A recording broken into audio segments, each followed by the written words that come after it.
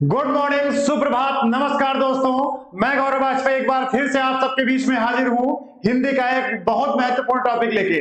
दोस्तों, इसके पहले के वीडियोस जो आपको मिल चुके हैं, जो हमसे पहले से जुड़े हुए हैं हमारे चैनल से, उनको जानकारी है कि इसके पहले के इस टॉपिक के पहले से जो संबंधित चैप्टर हुए हैं, यानी संज्ञा, सर्वनाम, क्रिया और विशेषण के, वो आपको उपलब्ध करा दिए गए हैं। जिन बच्चों के पास जानकारी नहीं है या हमसे जो नए लोग जुड़े हुए हैं, उनकी जानकारी के लिए मैं बता देता हूं कि आप हमारी YouTube चैनल को सब्सक्राइब करेंगे और चैनल के प्लेलिस्ट में जाकर देख सकते हैं कि उसमें इससे संबंधित इसके पहले के सारे टॉपिक दे रखे हैं। आज दोस्तों हम बात करने वाले हैं, टॉपिक है हमारा अव्यय। टॉपिक क्या है दोस्तों? अव्यय है हमारा टॉपिक। ये एक ऐसा टॉपिक है जिससे एक ना एक क्वेश्चन, एक या दो क्वेश्चन आपके बिल्कुल 100% लिखे होते हैं, जहां पर आपसे क्वेश्चन किया जाता है और एक छोटे से शब्द को अंडरलाइन करके हमसे पूछा जाता है कि निम्न में से शब्द, जो पूरे सेंटेंस में जो शब्द है रेखांकित शब्द, तो उसमें से कौन सा अव्यय है या फिर वो शब्द किस प्रकार का है।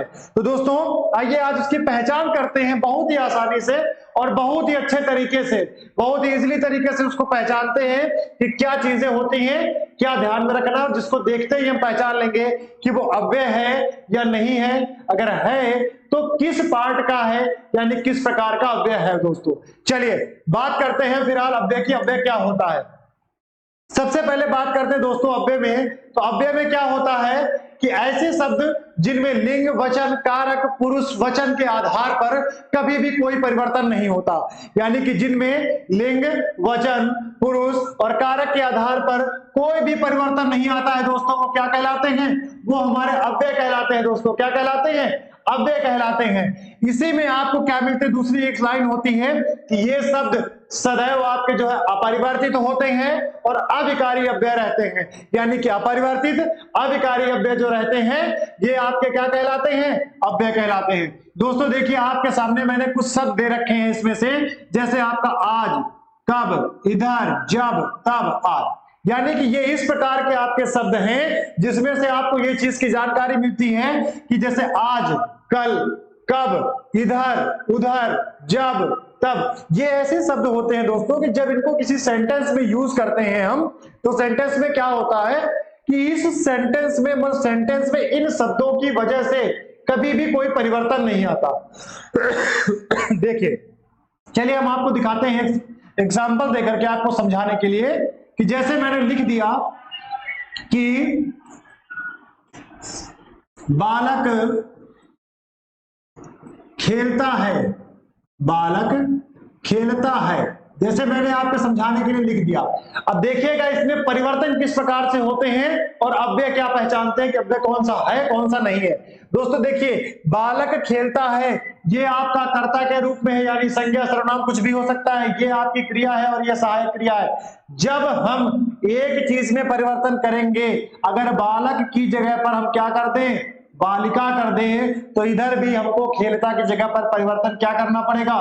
खेलती करना पड़ेगा। बालिका खेलती है। अगर हम यहां पर बालिकाएं कर दें कि बालिकाएं, तो फिर हमको फिर यहां पर परिवर्तन करना पड़ेगा कि बालिकाएं खेलती हैं, बालिकाएं खेलती हैं। तो हमको जहां पर किसी एक शब्द में, यानी वाक्य में किसी एक शब्द की वजह से आगे परिवर्तन करना पड़े, तो वो आपके अव्यय कहलाते हैं। और जहां पर जिनसे कोई परिवर्तन नहीं होता है, यानी कि जिन शब्दों से कोई परिवर्तन नहीं होता है, वो क्या कहलाते हैं? अव्यय कहलाते हैं या अविकारी कहलाते हैं। तो जो अविकारी, दोस्तों यहां परिवर्तन हुआ तो ये आपके विकारी शब्दों के अंतर्गत आते हैं, यानी कौन कौन से? संज्ञा है, सर्वनाम है, क्रिया है और विशेषण है। तो ये आपकी पहचान के लिए हो गया। अब हमको देखना है कि जो अव्यय होते हैं, तो अव्यय के जो पार्ट होते हैं, यानी कितने प्रकार के होते हैं, उसके भेद जो होते हैं वो कौन कौन से हैं, उनकी पहचान क्या होती है, उनको कैसे पहचानेंगे, चलिए एक छोटे से नजर में देख लेते हैं। और दोस्तों ये रहा आपके सामने अव्यय के बारे में, जरा एक बार ध्यान से इसको देखिएगा, समझिएगा और स्क्रीनशॉट इसका ले लीजिएगा, क्योंकि एक ऐसी चीज है मैं आपको इसमें बहुत इजीली तरीके से आपको समझा दूंगा कि अव्यय और अव्यय के प्रकार क्या होते हैं और इसमें क्या होते हैं। इसमें आप 2 मिनट में जान जाएंगे पहचानना। तो इसका स्क्रीनशॉट पहले आप ले लीजिए, स्क्रीनशॉट लेने के बाद फिर मैं आपको बताता हूं, इसकी ट्रिक देता हूं कैसे पहचानेंगे। आप इसका स्क्रीनशॉट ले लीजिएगा दोस्तों। चलिए देखते हैं आगे। मेन हमारा जो है अव्यय, मेन हमारा क्या है? अव्यय। अब अव्यय के दोस्तों जो 4 पार्ट हमारे होते हैं, वो 4 पार्ट कौन कौन से हैं हमारे? पहला हमारा क्या होता है दोस्तों? पहला भाग हमारा होता है क्रिया विशेषण। दूसरा हमारा पार्ट कौन सा होता है? संबंध बोधक। तीसरा कौन सा होता है? समुच्चय बोधक। और चौथा कौन सा होता है दोस्तों? विस्मयादि बोधक।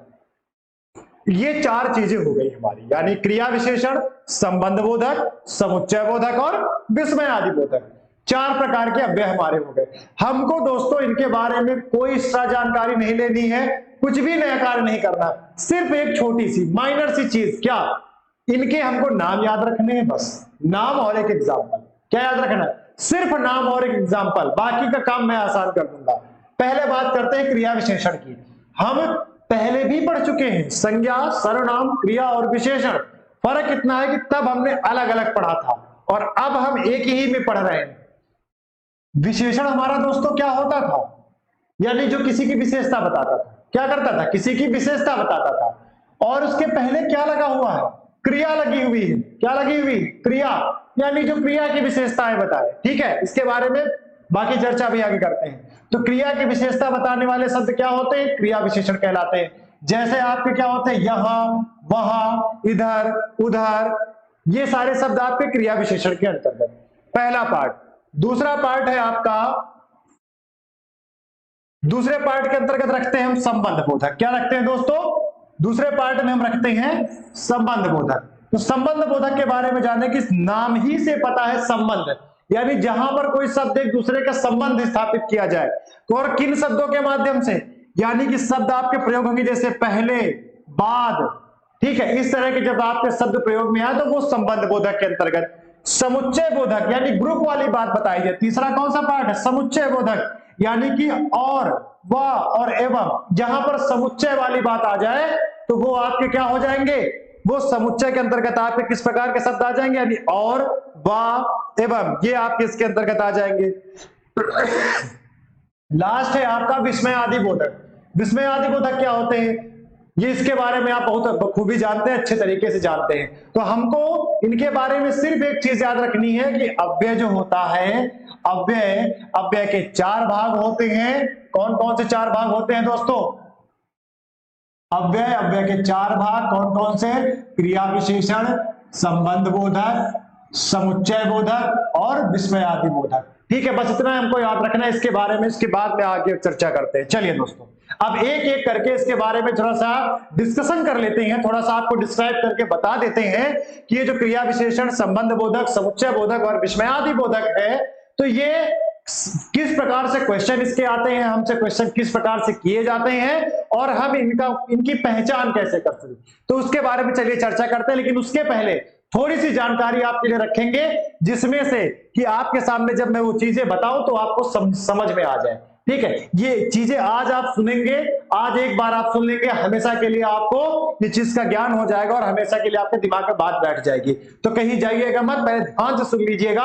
आज आपका 5 मिनट का जो समय होगा, भविष्य में आपके वो कहीं ना कहीं 1 बार 2 बार 2-3 नंबर बना सकता है। तो दोस्तों, आपके लाइफ में 5 नंबर जरूरी है, 2 नंबर जरूरी है, समय जरूरी नहीं है फिलहाल पढ़ाई के लिए। तो समय देते रहिएगा। देखिए, क्रिया विशेषण, जो शब्द क्रिया की विशेषता बतलाते हैं वो क्या कहलाते हैं? क्रिया विशेषण कहलाते हैं। यानी जो शब्द क्रिया की विशेषता बतलाते हैं। क्रिया की विशेषता किस प्रकार बतलाते हैं? और देखिए, इसमें मैंने एक चीज लिख रखी है आपके सामने, स्थानवाचक, कालवाचक, परिमाणवाचक और रीतिवाचक।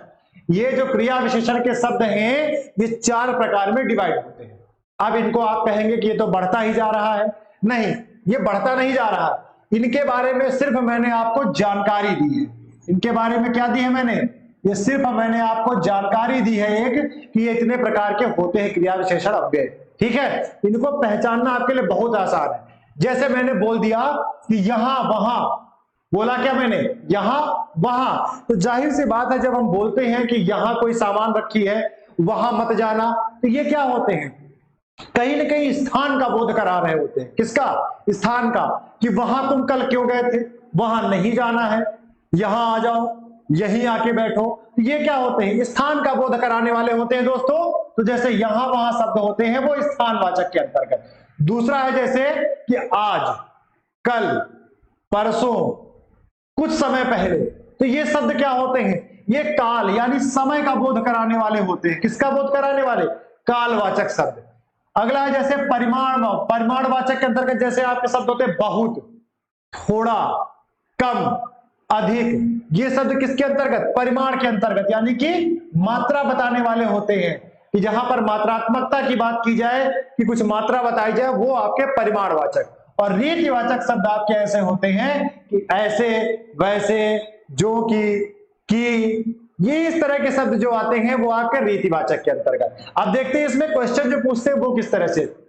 दोस्तों हम इसका एक शब्द उठा लेते हैं और उसका एग्जांपल आपको देते हैं क्वेश्चन कैसे पूछते हैं। जैसे मैंने आज क्वेश्चन उठा लिया, मैंने बोला आपसे कि वह आज कानपुर गया। वह आज कानपुर गया। तो देखिए दोस्तों, कर्ता ये आपका कर्म के अंतर्गत है, ये आपकी क्रिया हो गई। ये क्या है? पहली चीज की विशेषता बता रहा है। किसकी? क्रिया की विशेषता बताने वाले शब्द। जो शब्द क्रिया की विशेषता बताए, क्रिया क्या है? जाना। और उसकी विशेषता क्या बताई जा रही है? कि कहां गया? कानपुर। और क्रिया जो आपकी कानपुर जाना है, तो उसमें बताया गया है कि कब? आज के बारे में बात की गई है दोस्तों।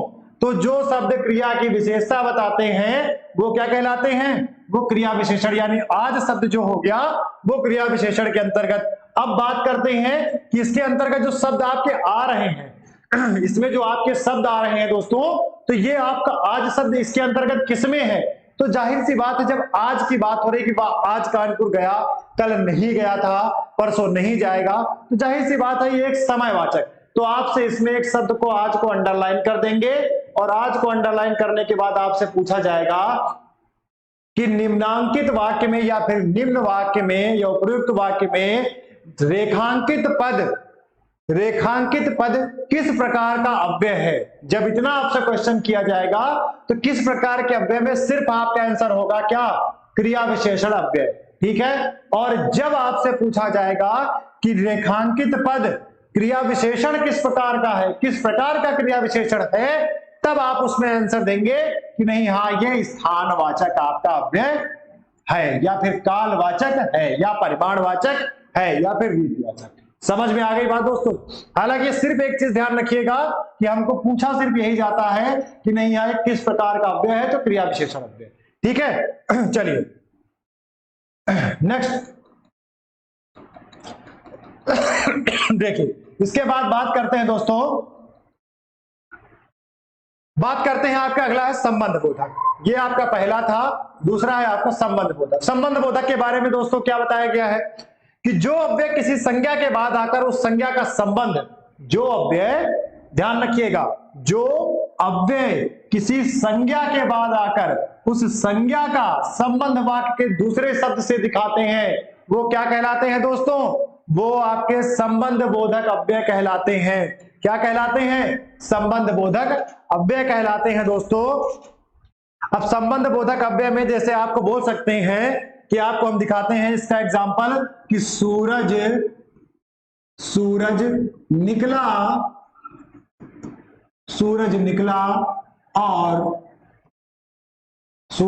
और पक्षी बोलने लगे।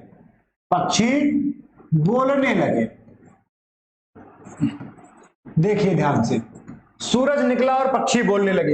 ये जो आपका सेंटेंस हमने लिख रखा है, सूरज निकला और पक्षी बोलने लगे, इसमें ध्यान दीजिएगा, एक शब्द, एक वाक्य आपका ये है कि सूरज निकला और दूसरा है पक्षी बोलने लगे। इन दोनों वाक्यों को जोड़ने के लिए किस शब्द का प्रयोग किया गया है?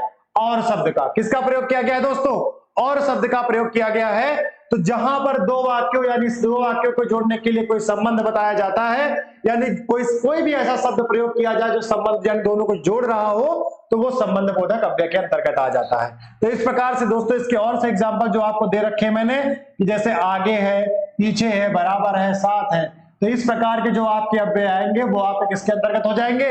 संबंध बोधक अव्यय के अंतर्गत हो जाएंगे। चलिए बात करते हैं अगले नेक्स्ट। देखिए नेक्स्ट है आपका समुच्चय बोधक।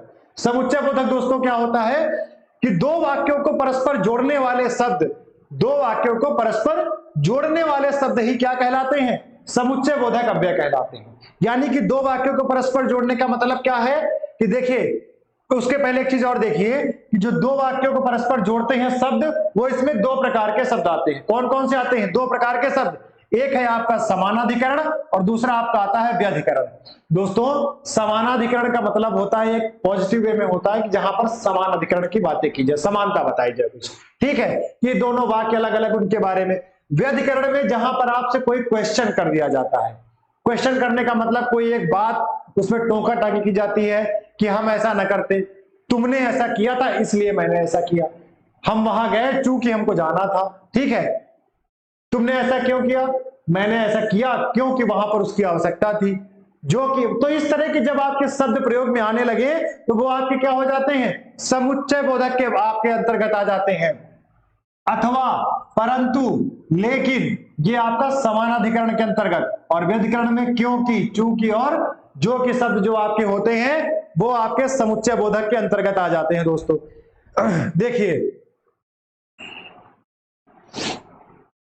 इसमें से समुच्चय बोधक के अंतर्गत जैसे हम आपसे बात करें, दो चीजें हैं आपके पास, जैसे लिखा हुआ अथवा है, परंतु, इसका एक एग्जांपल जैसे हम आपके सामने रख दें कि मैं जाता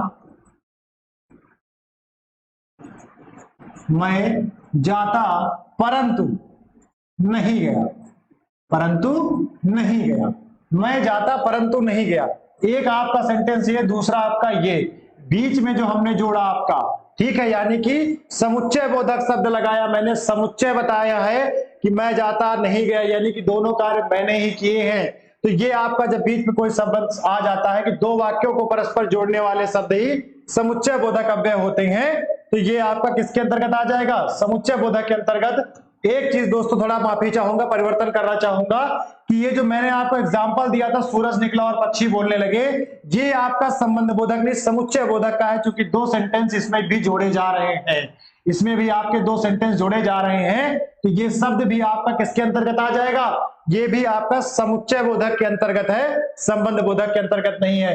थोड़ा सा शीघ्रता के चक्कर में मैंने आपको जल्दी उसके एग्जाम्पल पहले दे दिया, उसके लिए माफी चाहता हूं। देखिए संबंध बोधक में मैंने बताया कि जो अव्यय किसी संज्ञा के बाद आकर, जो अव्यय किसी संज्ञा के बाद आकर उसमें परिवर्तन करते हैं, उसके लिए बोला गया था कि जैसे इसमें है कि मनुष्य पानी के बिना जीवित नहीं रह सकता, जैसे इसमें से मैं बोल दूं कि मनुष्य पानी के बिना जीवित नहीं रह सकता, तो इसमें से बिना शब्द जो आ जाएगा आपका, वो क्या हो जाएगा? वो आपका संबंध बोधक के अंतर्गत आ जाएगा। ठीक है दोस्तों, ध्यान रखिएगा, कंफ्यूज नहीं होइएगा। इसके बाद लास्ट है आपका विस्मयादि बोधक। विस्मयादि बोधक दोस्तों क्या है, इसके बारे में शायद आपको कुछ बताने की आवश्यकता हो, क्योंकि छोटी क्लास से कक्षा 7-8 से हम लोग सुनते चले आ रहे हैं कि विस्मयादि बोधक के जो शब्द होते हैं, वो विस्मयादि बोधक शब्द क्या होते हैं? वे शब्द जो हर्ष, शोक, घृणा, उल्लास आदि के समय जो प्रयोग किए जाते हैं, इनके अर्थ में प्रयोग किए जाते हैं, वो शब्द क्या कहलाते हैं? वो शब्द ही आपके विस्मयादि बोधक अव्यय कहलाते हैं। और इसके अंतर्गत कौन कौन से शब्द आते हैं? जैसे वाह, तुमने बहुत अच्छा काम किया, धन्य, धन्य हो गया मैं तुम्हें देखकर, ठीक है, शाबाश, शाबाश, मुझे तुमसे यही अपेक्षा थी कि तुमने बहुत अच्छा कार्य किया, हमें तुमसे यही अपेक्षा थी। तो जहां पर हर्ष, शोक, घृणा, उल्लास इस तरह के शब्द आपके समक्ष आते हैं, वो आपका विस्मयादि बोधक शब्द के अंतर्गत आ जाते हैं। तो दोस्तों एक बार फिर से आपको बता दें कितने प्रकार के अव्यय, ये 4 प्रकार के अव्यय आपके थे। अव्यय क्या होते हैं उसके बारे में मैंने आपको बताया है कि अव्यय क्या है, वे शब्द जिनमें लिंग, वचन, कारक, पुरुष आदि के कारण कोई विकार नहीं आता, वो आपके अव्यय कहलाते हैं। और जिनमें विकार आता है वो क्या कहलाते हैं? वो विकारी कहलाते हैं। क्या कहलाते हैं? विकारी कहलाते हैं। और उनके अंतर्गत संज्ञा, सर्वनाम, क्रिया और विशेषण आता है। इसके पहले का वीडियो आप देखेंगे तो उसमें पता चल जाएगा। इसलिए मैंने इसमें सस्लीन लिख रखा है कि ये शब्द सदैव अपरिवर्तित और अविकारी अव्यय रहते हैं। ठीक है दोस्तों, और अव्यय कितने प्रकार के? 4 प्रकार के होते हैं। पहला है आपका पहला है आपका क्रिया विशेषण, दूसरा है संबंध बोधक, तीसरा है आपका समुच्चय बोधक और चौथा है आपका विस्मयादि बोधक। तो दोस्तों ये आपके चारों अव्यय, चारों का एग्जाम्पल मैंने दे दिया है और आपको बहुत इजीली तरीके से समझा दिया है। अगर इसमें से आपको कंफ्यूजन हो तो बता सकते हैं। चलिए, इस अव्यय के बाद एक बहुत ही अलग चीज आपको मैं बताने जा रहा हूं, जो आपको शायद ही कहीं पर बताई गई हो या आपको पढ़ने में मिली हो। मिली भी है तो उसमें कंफ्यूजन रहता है थोड़ा समझने में। देखिए, एक चीज मैंने यहां पर लिख रखी है, वो क्या है आपकी, वो है आपका निपात। क्या है निपात? क्या होते हैं दोस्तों? हिंदी में जितनी प्रतियोगी परीक्षाएं होती हैं जिसमें हिंदी का सिलेबस में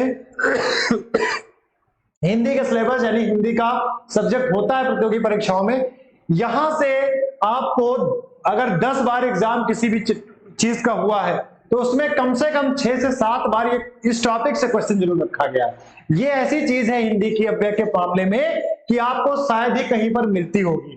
निपात क्या होते हैं दोस्तों? मूलतः निपात का प्रयोग अव्ययों के लिए होता है। मूलतः निपात का प्रयोग अव्ययों के लिए होता है। एक बात इसमें और बोली जाती है कि अवयव का प्रयोग होता है लेकिन ये शुद्ध अवयव नहीं होते, लेकिन ये शुद्ध अवयव नहीं होते।